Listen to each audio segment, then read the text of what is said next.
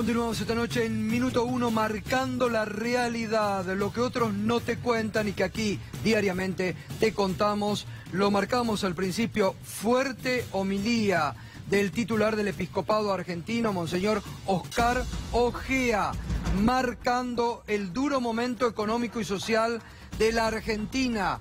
Dice la Iglesia en el inicio de la Asamblea Plenaria de Obispos: vivimos una crisis social y económica que golpea a todo el pueblo argentino y que va resintiendo la confianza en la dirigencia política, aumentando el mal humor social, el enojo y la intolerancia que hace muy crispada la convivencia.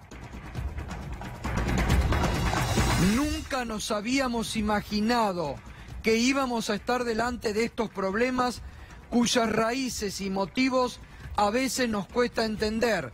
No sabemos a dónde nos van a conducir. Entonces nos quedamos inmóviles, como quien espera que pase la tormenta. Hemos sido testigos también de ataques a la persona del Santo Padre, desde adentro y desde fuera de la Iglesia, de un modo que no tiene precedentes, lo que genera la escasa difusión de su pensamiento y de su prédica. Esto se extiende a la Iglesia toda, ya que parecería que decir algo bueno sobre ella no es políticamente correcto, y hay una definición también muy clara que dice Monseñor Ojea: esta Iglesia humilde es un modo muy concreto y providencial de ser Iglesia pobre para los pobres, como nos pide el Papa.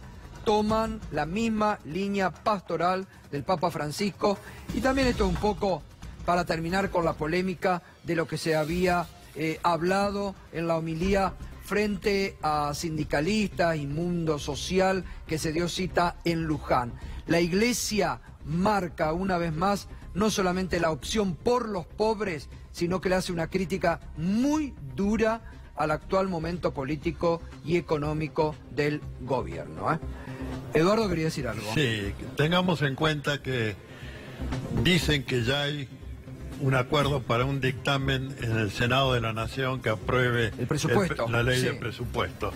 Yo creo que hay que hacer un llamamiento a los senadores, traerle las reflexiones de la conferencia episcopal para que se den cuenta de que si se aprueba ese presupuesto, obviamente va a generar mayor pobreza, mayor desesperación y agrandar la grieta, si así se la tiene que llamar, en el interior de nuestro país.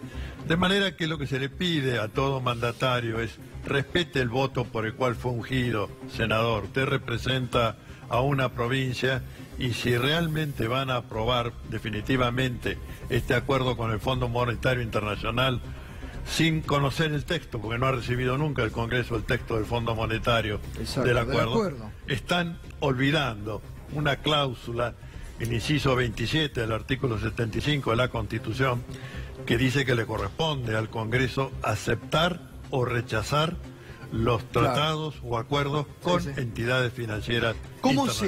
¿Cómo será que este es el presupuesto? El otro día lo hablábamos, Romina, cuando estuviste la última vez, del Fondo Monetario Internacional, que hoy hasta Carlos Melconian dijo: el fondo vino a dar una ayuda y se quedó a hacer la política económica del gobierno. Claro. Carlos Melconian se lo está diciendo ya en la cara, ¿no? Sí, bueno, pero la realidad es, bueno, estuvimos muchas horas tratando ese presupuesto, un presupuesto inviable, donde solamente se habla de cómo vamos a pagar la deuda, los intereses de las deudas, y no vemos nada. Que días pasados, crecimiento. No, y nos preguntaban: ¿qué hay para los jubilados? La verdad que no hay nada. Hay un pedido del fondo de reforma. Hay un pedido que está ya desde el documento. Recordemos el documento del año 2016 del fondo, cuando sugería los cambios. Y yo lo que quiero es llegar a la gente y hacerles recordar que tienen que tener memoria. El año pasado, durante todo el año, ¿te acordás que yo planteaba que iba a haber un cambio en la fórmula de movilidad? Sí. Nadie creyó. Una semana antes, hasta Marcos Peña dijo: no va a haber ninguna reforma. Ganaron el domingo, el lunes, el primer discurso del presidente, ¿cuál fue? La reforma de la movilidad.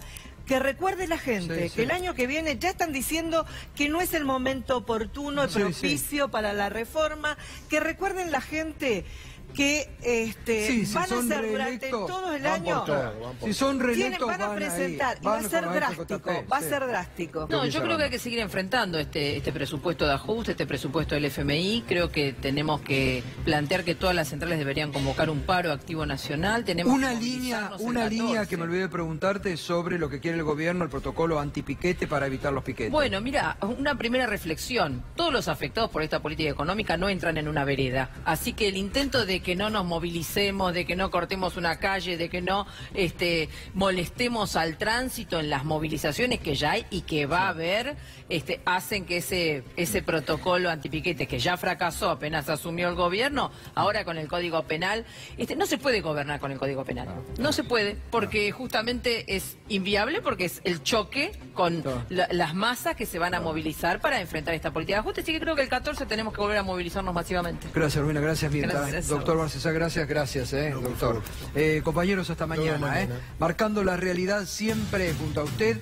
Gracias por acompañarnos en este espacio de 2 horas a liderar la realidad.